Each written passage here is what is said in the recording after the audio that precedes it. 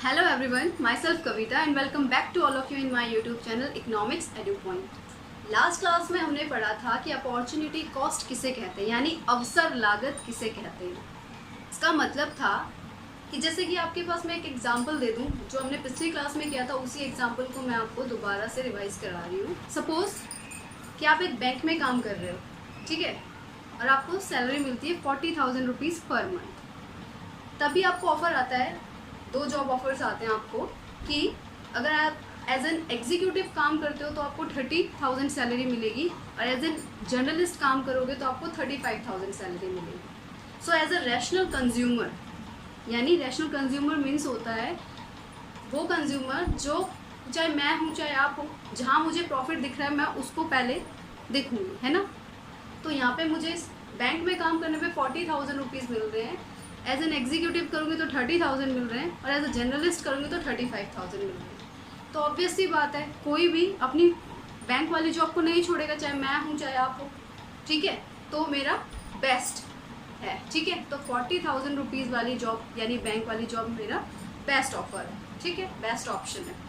सो दो ऑफर जो बच गए, जैसे कि एज अ जर्नलिस्ट और एज अ एग्जीक्यूटिव जो ऑफर बच गए, उनमें से उन दो जो मैंने सेक्रीफाइस किए, दो ऑफर्स, उन सेक्रीफाइस किए गए ऑफर्स में से जो बेस्ट होगा, एज एन एग्जीक्यूटिव काम करना मेरे लिए बेटर है या एज एन जर्नलिस्ट काम करना मेरे लिए बेटर है।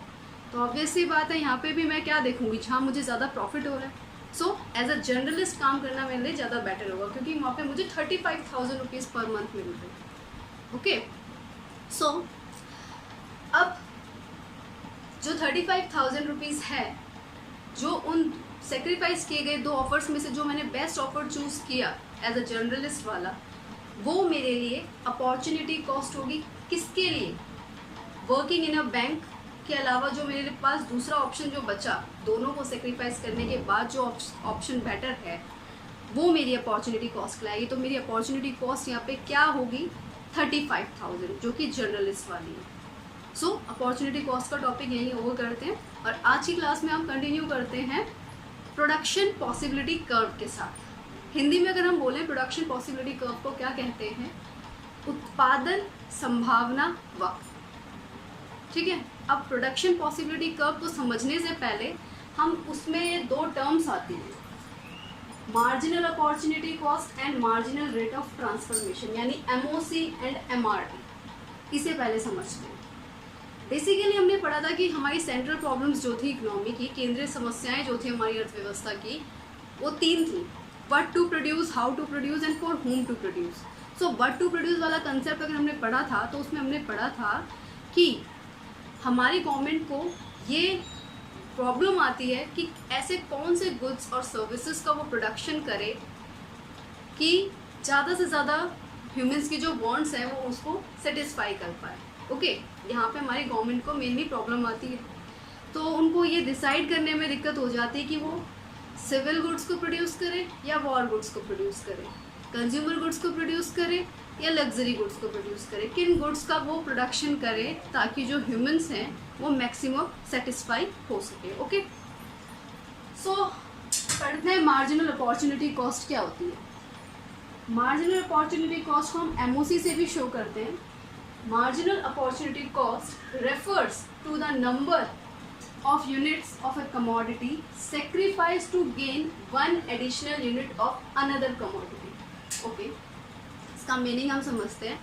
हमें पता है हमारे जो रिसोर्सेज हैं, हमारे जो संसाधन हैं हमारी अर्थव्यवस्था में, हमारी इकोनॉमी में, वो बहुत ही स्केयर है, लिमिटेड है, और उनके यूजेस जो हैं वो ऑल्टरनेट है, एक से ज़्यादा चीज़ों में उनका इस्तेमाल किया जाता है। एज अ पेट्रोल वाला एग्जांपल, ठीक है।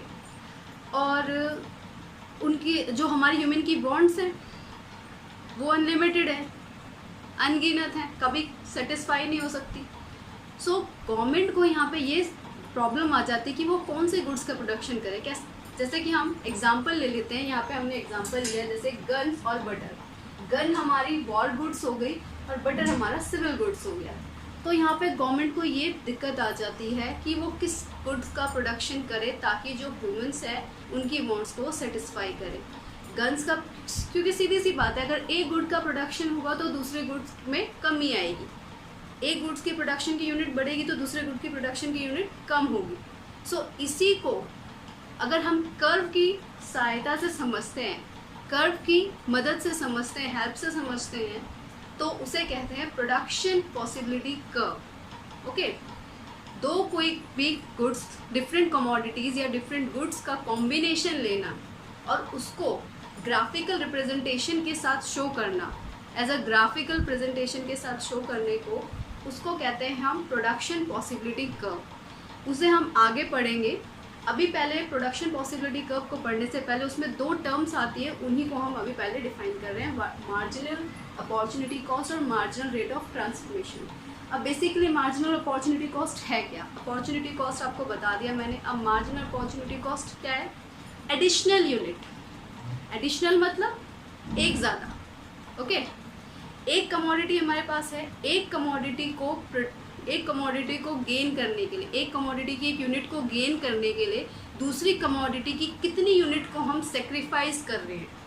मीन्स एक कमोडिटी में एक यूनिट या को बढ़ाने के लिए दूसरी कमोडिटी की कितनी यूनिट को हम सेक्रीफाइस करें, यानी त्याग रहे हैं, उसको कहते हैं marginal opportunity cost. Okay, marginal opportunity cost refers to the number of units of a commodity. मतलब किसी एक कमोडिटी के एक यूनिट को बढ़ाने के लिए दूसरी कमोडिटी की कितनी यूनिट को हम सेक्रीफाइस कर रहे हैं नंबर्स में। ओके, इन नंबर्स में उसे कहते हैं हम मार्जिनल अपॉर्चुनिटी कॉस्ट। नेक्स्ट है marginal rate of transformation. Basically marginal opportunity cost और marginal rate of transformation as a same concept, दोनों का मतलब एक ही है। यहाँ पे मार्जिनल अपॉर्चुनिटी कॉस्ट को हम हिंदी में बोलते हैं सीमांत अवसर लागत। अपॉर्चुनिटी कॉस्ट मीन्स अवसर लागत and marginal opportunity cost means सीमांत अवसर लागत। Okay, marginal rate of transformation अगर हम देखें इसके define, marginal rate of transformation को हमने MRT से शो किया है। Marginal rate of transformation is the ratio of a number of units of a commodity sacrificed to gain one additional unit of another commodity। Same he concept है, बस इसमें क्या था कि हम नंबर्स में कमोडिटी को देखते हैं और यहाँ पे हम रेशो में निकालते हैं। इसका रेशो यानी डिवाइडेड बाय, इस फॉर्म में जब हम निकालेंगे वो हो जाता है हमारा marginal rate of transformation. Basically concept दोनों का एक ही है कि एक कमोडिटी को की एक यूनिट को बढ़ाने के लिए दूसरी कमोडिटी की कितनी यूनिट को हम सेक्रीफाइस कर रहे हैं। बेसिकली यही हमारा मार्जिनल अपॉर्चुनिटी कॉस्ट होता है और इसको अगर हम रेशो में कन्वर्ट करें तो ये हमारा मार्जिनल रेट ऑफ ट्रांसफॉर्मेशन होता है। दोनों कंसेप्ट सेम ही है, दोनों का कहने का मतलब एक ही है, तो दोनों को हम एक ही बात कह सकते हैं। इसको हम अब इसका फॉर्मूला होता है एक मार्जिनल अपॉर्चुनिटी कॉस्ट या मार्जिनल रेट ऑफ ट्रांसफॉर्मेशन, दोनों बोल लूँ मैं इसे, ठीक है। इसका फॉर्मूला होता है डेल्टा। इस साइन का मतलब होता है डेल्टा यानी चेंज, कितना चेंज आया।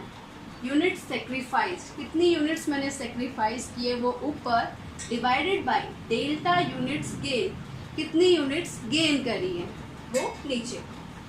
यहाँ पे जो मैंने एग्जाम्पल लिया है, ये टेबल ली है, उसी का मैंने यहाँ पे एग्जाम्पल लिया है डेल्टा गन्स और डेल्टा बटर।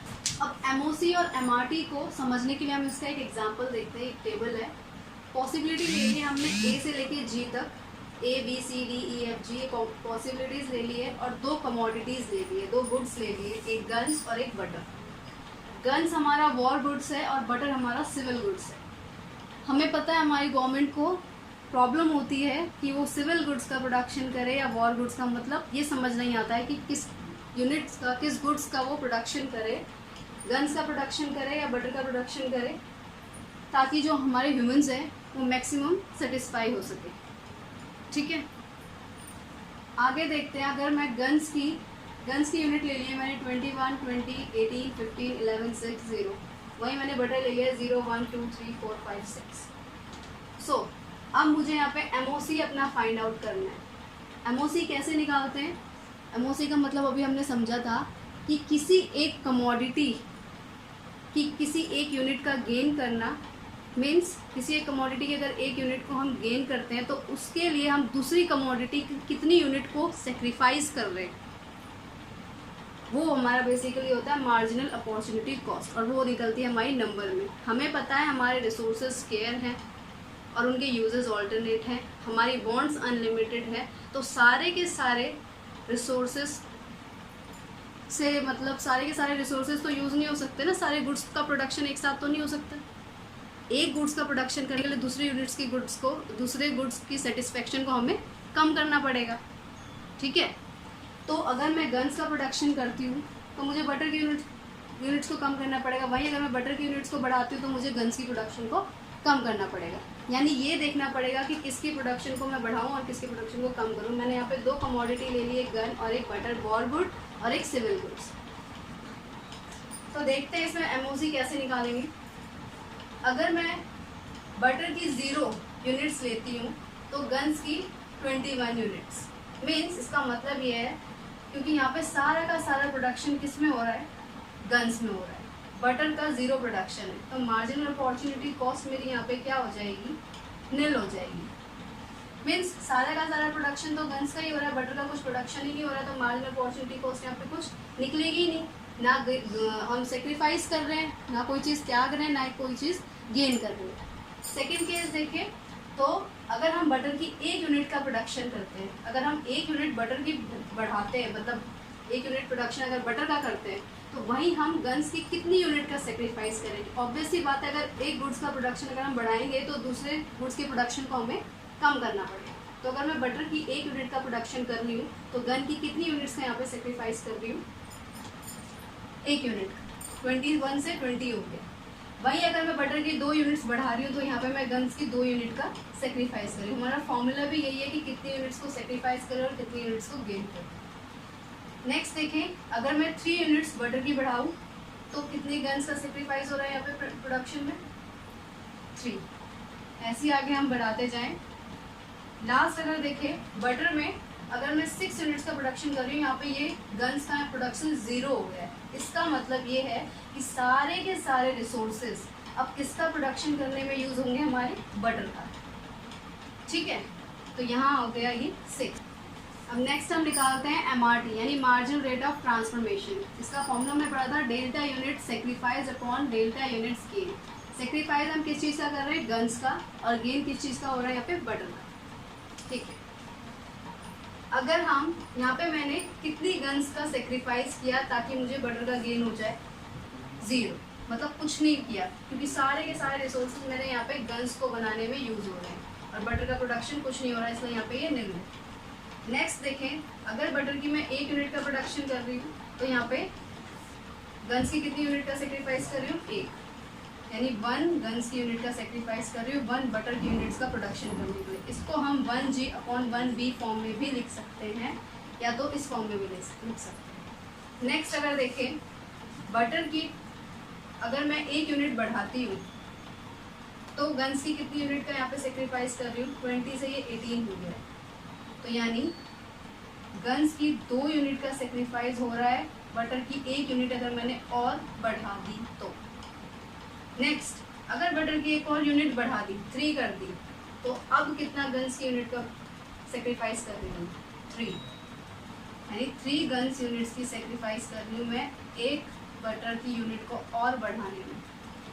अगर बटर की यूनिट्स को मैंने 1 यूनिट और बढ़ा दिया, 4 यूनिट्स पे कर दिया, तो अब कितना सेक्रीफाइस हो रहा है यहाँ पे गन्स का, 4 गन्स की यूनिट का सेक्रीफाइस हो रहा है 1 बटर की यूनिट को और बढ़ाने में। नेक्स्ट देखिए, अगर मैंने बटर की 5 यूनिट्स कर दी, 1 यूनिट और बढ़ा दी, अब कितना हो रहा है, 5 गन्स की यूनिट का सेक्रीफाइस कर रहे हैं अगर 1 बटर की यूनिट्स को मैं गेन कर रहा हूँ। लास्ट, अब यहाँ पे कितनी गन्स का सेक्रीफाइस, अगर 1 यूनिट और बढ़ा दी मैंने, 6 कर दी, तो यहाँ पे गन्स का कितना सेक्रीफाइस हो रहा है, 6 गन्स का, 6 में से 0 गए 6, ओके। अब किसी एग्जाम्पल को लेके अब हम समझते हैं हमारा प्रोडक्शन पॉसिबिलिटी कर्व यानी उत्पादन संभावना वक्र क्या होता है। अब हम पढ़ते हैं प्रोडक्शन पॉसिबिलिटी कर्व क्या होता है, यानी उत्पादन संभावना वक्र किसे कहते हैं।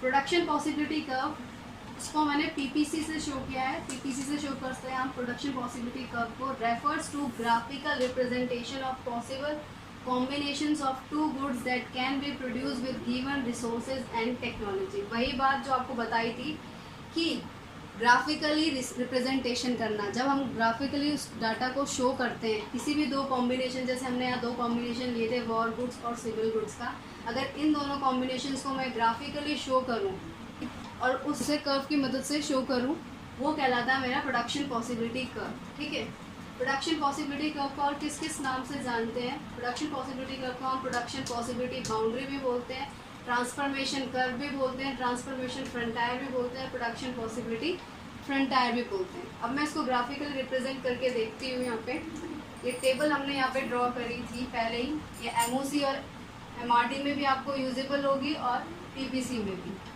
तो टेबल यहाँ प्रोडक्शन पॉसिबिलिटी कर्व को शो करने के लिए मैंने पहले यहाँ टेबल ड्रॉ करी है। आपके पास क्वेश्चन आएगा एग्जाम में, तो सबसे पहले आप प्रोडक्शन पॉसिबिलिटी की डिफाइन बताओगे, टेबल बनाओगे, एमओसी क्या होता है, एमआरटी क्या होता है वो बताओगे। इसके साथ में आप नाम भी बता सकते हो कि और किस किस नाम से इन्हें जाना जाता है। ठीक है, और अब मैं इसको ग्राफिकली रिप्रेजेंट करके दिखाती हूँ। आप टेबल के बाद नेक्स्ट वाला पार्ट करोगे। जब हम ग्राफ में डाटा रिप्रेजेंट करते हैं तो ये ऊपर वाली साइड हमारी होती है वाई एक्सिस, ये होती है हमारी एक्स एक्सिस, और ये होता है हमारा ओरिजिन जीरो, जहाँ पे एक्स और वाई दोनों ही 0,0 होते हैं। तो इस डाटा को मैं इसको ग्राफिकली रिप्रेजेंट करूँगी। अब गन्स को मैं लूँगी वाई एक्सिस पे और बटर की यूनिट्स को मैं लूँगी एक्स एक्सिस पे। सो यहाँ लिख देते हैं हम बटर इन यूनिट्स, और यहाँ लिख देते हैं गन्स इन यूनिट्स। अब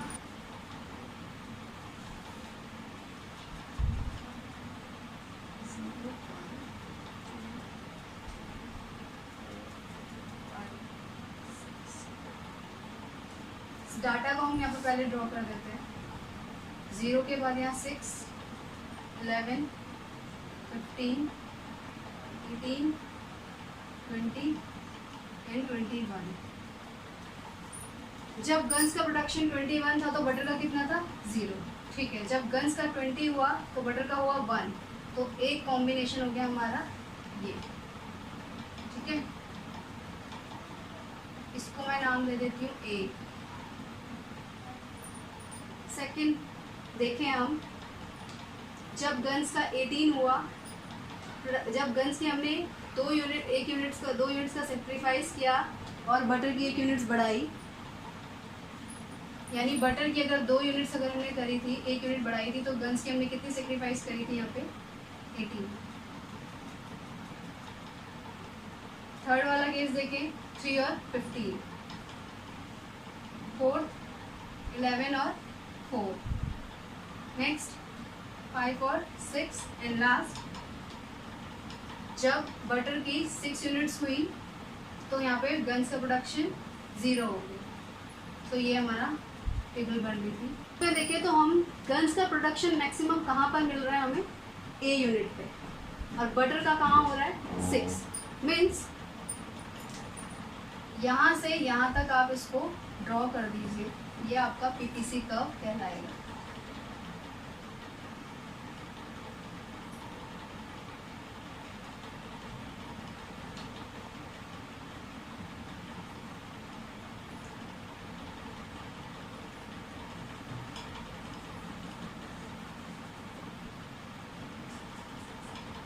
से पॉइंट को नाम दे देते हैं A, B, C, D, E, F and ये जी। जी पॉइंट पे बटर का प्रोडक्शन मैक्सिमम है और ए पॉइंट पे गन्स का प्रोडक्शन मैक्सिमम है। ओके, तो ये वाला जो कर्व है ये आपका कहलाएगा पीपीसी कर्व।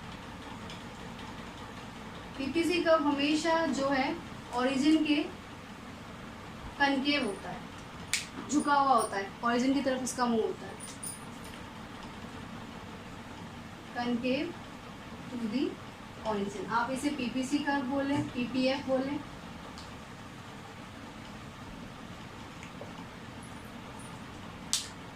सो आज हमने पढ़ा कि पीपीसी कर्व किसे कहते हैं, इसमें 2 टर्म्स पढ़ी, मार्जिनल रेट ऑफ ट्रांसफॉर्मेशन और मार्जिनल अपॉर्चुनिटी कॉस्ट किसे कहते हैं। नेक्स्ट क्लास में हम इसी को कंटिन्यू करेंगे पीपीसी को, कि इसके फीचर्स क्या हैं, इसके एग्जाम्पशंस क्या है, इसमें शिफ्ट कैसे करते हैं हम, पीपीसी को शिफ्ट कैसे करते हैं। ओके, सो कोविड का टाइम चल रहा है, stay home and stay safe.